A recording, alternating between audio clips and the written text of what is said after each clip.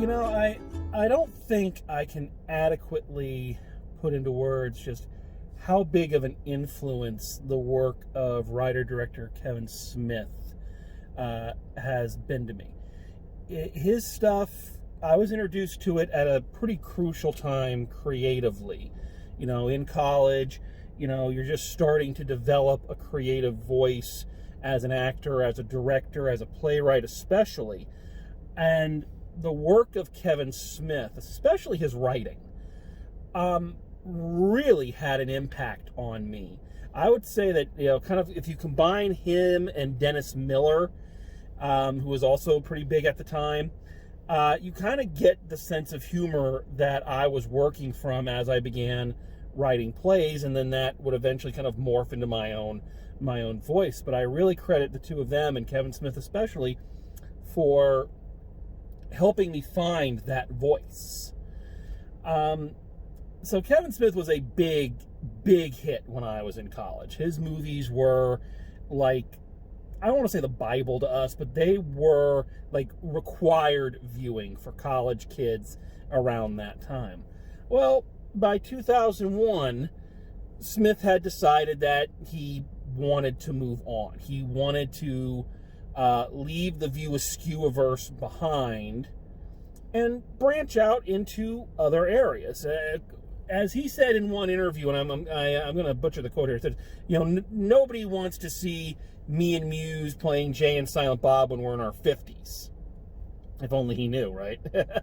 So, with 2001's Jay and Silent Bob Strike Back, Kevin Smith had a big blowout. He, brought all the characters back. He said thank you to the fans, and he said, okay, now I'm going to move on, and I am going to do something different. I want to try to make a different type of movie and maybe achieve some of that, mainstream fame that had kind of eluded him. He'd always been kind of the oddball of Hollywood ever since Clerks. People knew who he was, but his films were not, these big, huge money makers. They were beloved by the people who knew him, but that was a fairly small, not a small audience, but it was a esoteric little group. But now Smith had some clout. He had powerful friends. He had helped people win Oscars, so he was primed to kind of burst onto the scene and really do something. And his first attempt at this mainstream success that he was craving and everybody was kind of had always predicted for him was 2004's Jersey Girl. And everything seemed to be going great, Everything seemed to be right on track. And then this little movie, this inoffensive little movie, hit a fucking brick wall. It became one of, not so much the first, but one of the first really notable victims of the internet and the internet stink. You know what I'm talking about? That thing that I've talked about on various other reviews, that the internet suddenly decides something's terrible and that's it. The internet decided Thor 2 was a god-awful movie. The internet decided Iron Man 2 was a terrible movie. The internet decided Age of Ultron was a terrible movie. All the sequels, ironically. And yet nobody seemed, most people don't tend to agree. So what happened? Well, it is very possible that had certain things gone different ways, Kevin Smith's little opus here might have broken through and been respected for the very good movie that it is. But he made one minor miscalculation. He cast his friend's girlfriend. Now, nepotism has never been a stranger to Kevin Smith in his films. He put his wife in all of his movies, put his daughter in all of his movies. He cast his friends in all of his movies. He Chasing Amy, the girl who played Alyssa was his girlfriend at the time. So casting friends and wives and whatnot of friends was not a new thing for him. And I've never begrudged him for that. Let's face it, if I had that kind of power, I'd be casting my girlfriend and my best friends in these movies too. So I have no problem with that. The problem here was who the girlfriend was. Now, some of you are very young and you don't remember the shit show that was the Ben Affleck and Jennifer Lopez relationship of the 2000s. It was the Kardashians before the Kardashians. It was that couple that was all over the tabloids. The ones that no matter where they went, they were there. We heard about them all the time. It was one of the first times that they started running the people's names together. Bennifer. You know, as if that wasn't sickening enough. And, you know, part of this problem is you don't know how much of this was them and how much of it was the media. You know, just kind of hounding them. And not only the media hounding them, but the media deciding not only were they the couple that we were all going to obsess over, but they were the couple that we were all going to hate. And it was very easy to hate them. It was incredibly easy to hate them. They didn't help their own situation. Let's just say that. In 2003, this power couple decided they were going to star in a movie together, and that movie was the ill-fated Geely, one of the worst reviewed, biggest bombs of the early 2000s. It is infamously bad. Now, I can't say that I've never actually seen it. As a matter of fact, it's one of those movies, once again, kind of like Jersey Girl, that everybody hates, but you've never seen anybody who's actually watched it to hate it. They're just going off what they've heard. But by that point, the damage was done. That movie came out, it bombed, it got the worst reviews you've ever heard, and by that time, Jersey Girl was already in the can. And if you've ever seen, like, an accident about to happen and the driver, that's a bad analogy, so now that I think about it, you know, the driver or, you know, whoever trying to turn into the skid to try to avoid it, well, that is what happened with this movie. They were scrambling to try to undo the bad press. Everybody knew that the two of them were already starring in this movie, but, you know, they were going all out trying to distance themselves from the Bennifer bombshell that was Geely and the public's increasing distaste for the two of them as individuals and as a couple. So much so that the second trailer for the film really tried to play up the fact that Jennifer Lopez's character dies in the first act, trying to get business off the fact that this person you hate dies and you don't have to put up with her for very long in the movie itself.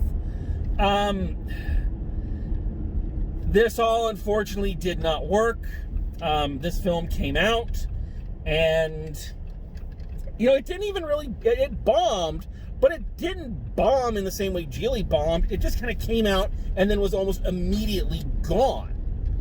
I don't even remember any critics talking about it. It was just here and there and gone because the Bennifer stink just followed it around. And as we look at this movie, it's taken me a long time. I'm almost 8 minutes into this review. I haven't even talked about the movie itself.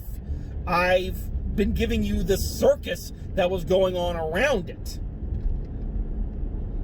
And that is kind of a tragedy, because this movie is actually very good.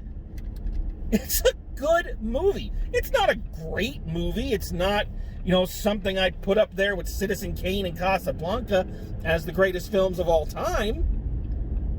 But it's a solid story. It's an interesting story. It's well written, well acted. It's all of Kevin Smith's best qualities turned up. A lot of his worst tendencies dialed back. it really is a good movie. And the fact that it kind of got trounced and buried under this avalanche of bad press that it had no power over is kind of disheartening. So what is the film about? Well, Ben Affleck plays a music publicist, high-powered, very respected. He gets married to Jennifer Lopez, who is a book publisher.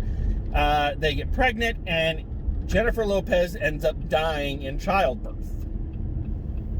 So now Ben Affleck is dealing with being a widower and a single father all in the same day. He's having trouble dealing with his new child. He's trying to get help from his father, played by the late George Carlin.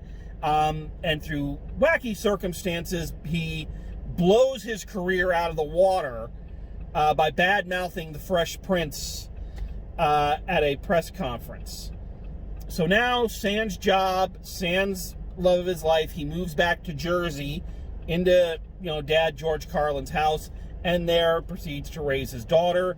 We flash forward, 8 years, I think, and he's a single father. They're still living with George Carlin, and he's trying to kind of get back into, back to the job that he loves and back to the New York City, get out of Jersey, which is very difficult because his daughter really loves Jersey. So what is it about this movie? First of all, I think part of the problem, another problem this movie might have faced, aside from the Bennifer fiasco, is that it's kind of a very hard movie to classify. The instinct is to call this a romantic comedy, but it's not really. There is a new love interest for him in the form of Liv Tyler, giving, I think, her best performance. Of course, it's a reunion for her and Ben Affleck because they were in Armageddon together, and people really liked them in that. But they do introduce her, but she very quickly falls into the role of friend, potential love interest, but the love story between them is not the story. Her presence in the film is more to give him someone his own age that he can relate to, as opposed to, George Carlin and his friends. So it's to give another younger perspective. This is not a romantic comedy. This is what all great Kevin Smith's movies are. His View Askew films, and this is why they're so good, is that despite what they kind of put out there on the surface, despite the gutter talk, the pop culture references, and all of this, the View Askew films are surprisingly introspective movies. People really dealing with personal thoughts and problems, where they fit in the world, what they're supposed to do, what their right place is, what their right job is. Again, very introspective movies, and that's what this film is. This is more a film about Ben Affleck trying to figure out where his proper place is. And the trailers try to play it up as either a romantic comedy or like a Mr. Mom thing. Oh, that guy doesn't know how to change diapers. But it's not either one of those things. It has aspects of them, but the core of the film is Affleck trying to figure out where he belongs and where the best place for him to have his life and his daughter's life. And also that age-old thing of putting yourself before your child, or putting your child before you. And those things that he's wrestling with. And as such, I think that's what makes it a very interesting piece. It's not cookie cutter. And again, that's what always set Kevin Smith's work apart. It's not cookie cutter. I have always been a huge fan of Kevin Smith as a writer. Even if you're not a fan of his as a director, he's an independent filmmaker. So there's not a lot of fancy shots, not a lot of weird camera angles. It's very kind of point and click. Nothing wrong with that, because in his movies, the characters and the dialogue are the star. And I think this is one of his great scripts. One thing I've always loved about his film scripts is that they're almost like plays. They feel more like stage scripts than they do film scripts. They're very dialogue heavy. The interplay between characters sounds a lot more like a stage play than a lot of motion pictures. He fills his films with great monologues and soliloquies, and Affleck has a great monologue in this one. It's really, really well done, and that's something else Kevin Smith has always known how to do. He knows how to play to the strengths of his actors. He knew, for a long time, I had the theory that the only time Ben Affleck could have a good performance is if he wrote the script, Ben Affleck wrote the script, or Kevin Smith wrote the part for him. Because Kevin Smith always seemed to know how to get the very best out of Affleck. And I think that leads to the next point. Affleck is really good in this movie. He's holding up the entire film. It's a movie about his character, and he's doing an incredible job in this film. It's so easy to jump on the guy and to hate on the guy because, you know, he brings a lot of that on himself, honestly. But in doing that, we tend to forget how good he really is. Affleck is a good actor. And one of his gifts as an actor is being able to feel very natural and have a natural performance with just about anybody he's on screen with. And again, with some Kevin Smith dialogue, that's not always easy to do. His dialogue is not natural dialogue. It's always a little heightened. But Affleck has very smooth chemistry with just about everyone he's on screen with, and this movie is a great example of that. And I also think the rest of the acting is really on point here. It is really well acted across the board. I didn't know George Carlin could act that well. I knew he was funny. Everybody knew he was funny, but I didn't know he could fill a role with that much and have this kind of seemingly wisecracking character, but with a heart kind of thing going on underneath and play subtext. But he does.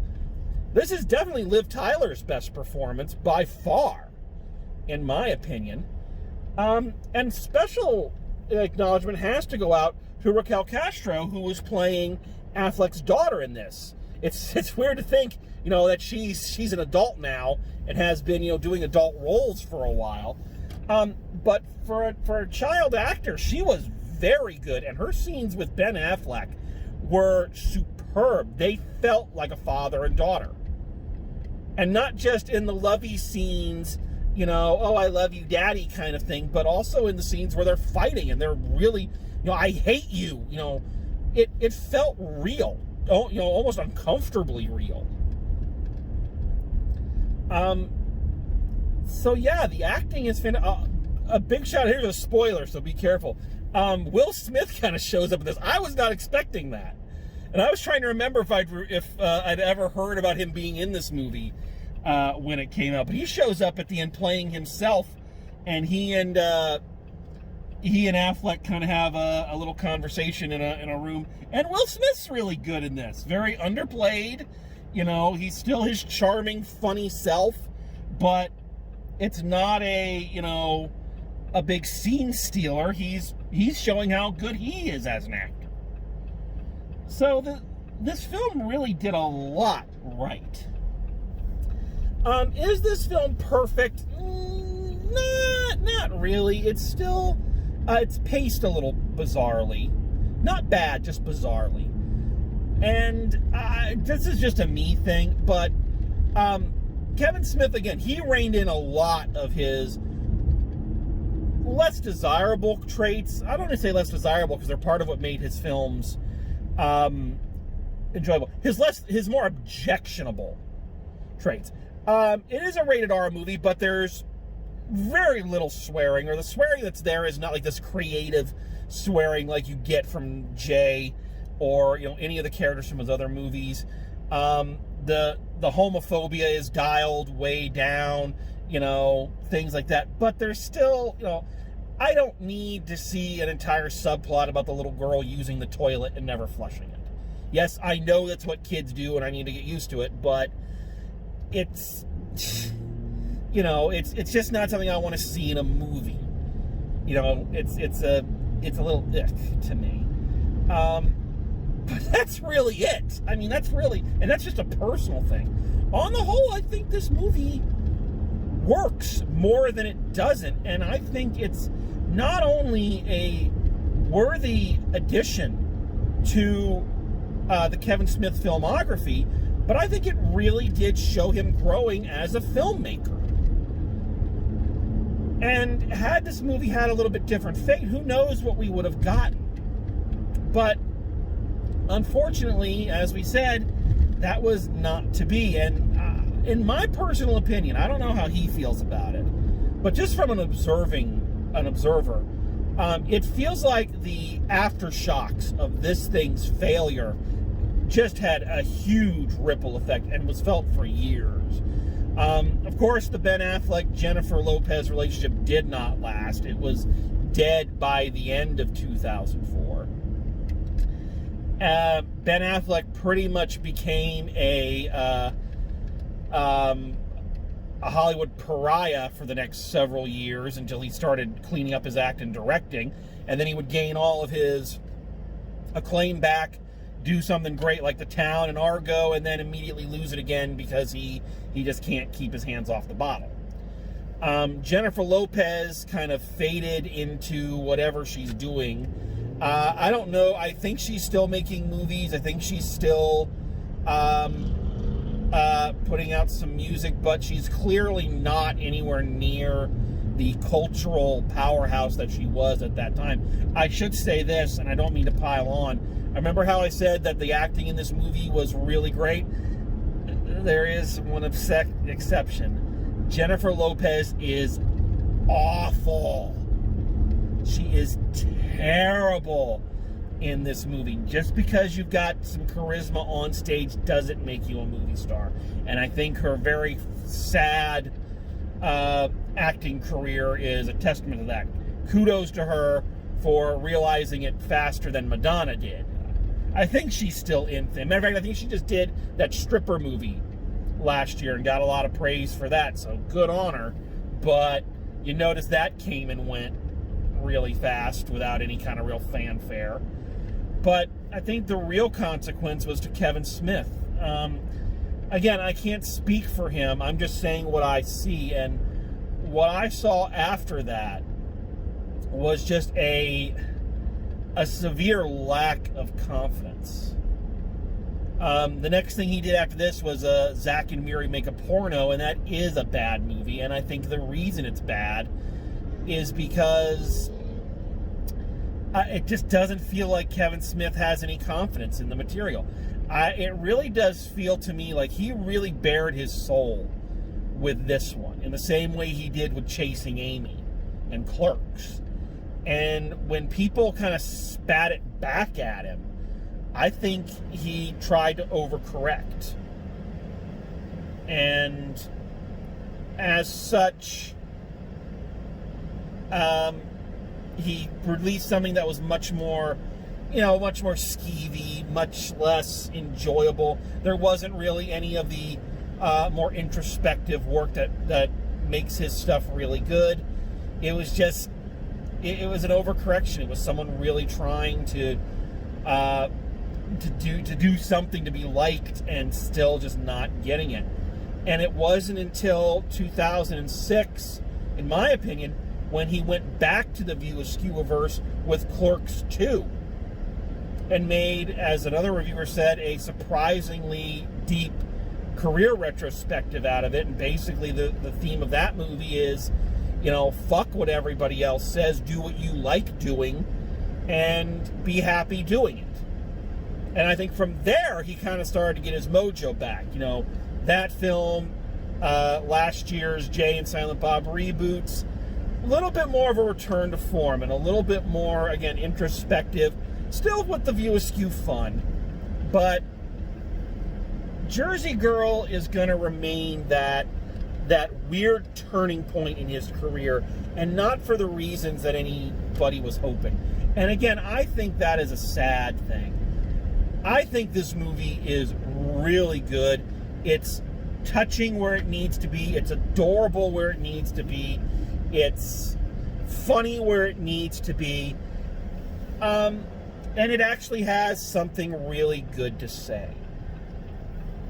I wish people at the time had given it more of a chance, but if they had, maybe we would have never gotten Clerks 2. And again, Clerks 2 came along at a very important time in my life and proved to be very helpful to me. So maybe we wouldn't have gotten Clerks 2. But if you've never seen this film, if you're a Kevin Smith fan and you've never seen this film, or if you're not, if you just like character pieces, I think it's time you need to give this film a chance. I think this film deserves a second life.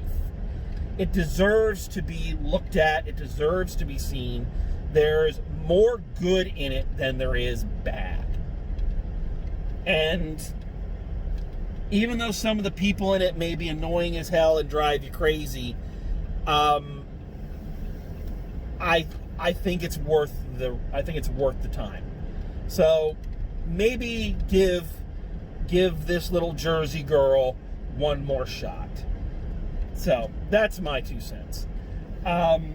Again, I love Kevin Smith. I'm hoping to do the View Askew films for the series at some point, because I'd love to dive into those. But so yeah, go check out Jersey Girl. I will say this. One other interesting thing, even now with the DVD release, I don't know how well you can see the box art there, but you notice there at the top where it lists the people, you notice it does not list Jennifer Lopez. You notice it lists Ben Affleck, Liv Tyler, and Jason Biggs, the guy from American Pie, who's one of Kevin Smith's buddies, is in this. They get billing on the DVD box. Jennifer Lopez does not. So just another example of how they were trying to sweep her under the rug a little bit. All right, so thanks for joining us. Always a pleasure to delve into one of these, not only forgotten, but really misunderstood and misrepresented gems. I hope you've enjoyed it. Hope everyone is doing well. Keep calm and carry on. And as always, drive safe, and I will see you at the movies.